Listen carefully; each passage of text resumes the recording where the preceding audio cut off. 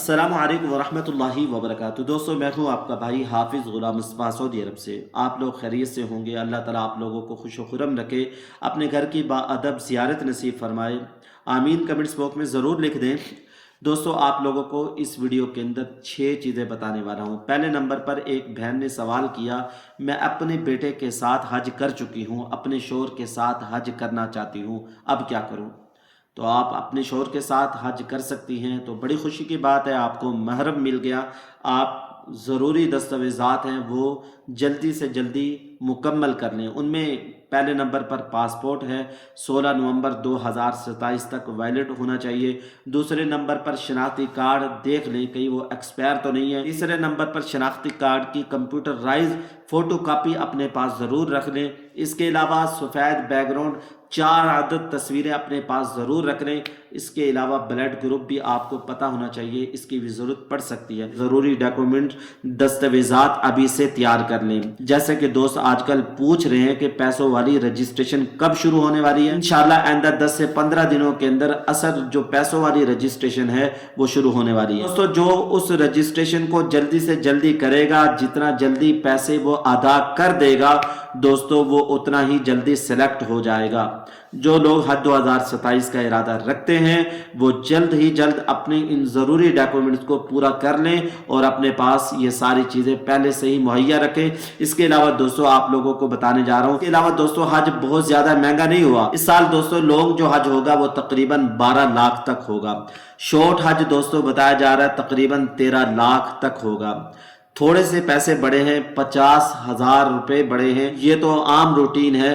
یعنی پہلے جو ہم سن رہے تھے، ڈر رہے تھے، بہت سارے لوگ یہ کہہ رہے تھے کہ تقریباً حج جا سکتا ہے 15 سے 20 لاکھ تک، 15 لاکھ تک جا سکتا ہے۔ لوگ بیچارے پریشان ہو رہے تھے کیسے حج کریں گے، تو اتنا مہنگا نہیں ہوا دوستو۔ آپ لوگوں کی آسانی کے لیے پیسے جو آپ لوگ دیں گے 2 اقساط میں دیں گے۔ پہلی قسط لونگ حج کے اندر تقریباً 6 لاکھ آپ لوگوں نے جمع رکھنی ہے۔ جتنا جلدی آپ لوگ پہلے رجسٹریشن کر لیں گے، پیمنٹ دے دیں گے، اس سال حج 2027 میں سلیکٹ ہو جائیں گے۔ تاخیر نہیں کرنی، اس سے زیادہ حج مہنگا نہیں ہونے والا۔ اب تک 2,80,000 رجسٹریشن ہو چکی ہے، یعنی پری رجسٹریشن کی بات کر رہا ہوں۔ تو لوگ گھبرا رہے ہیں، اتنی رجسٹریشن ہو گئی۔ کوٹا ہے 1,80,000 کا، جس میں سے بتایا جا رہا ہے کہ 60% سرکاری کو ملے گا اور 40% پرائیویٹ کو ملے گا۔ تو رجسٹریشن ہو چکی ہے 2,80,000۔ اس کو کیسے مینج کریں گے؟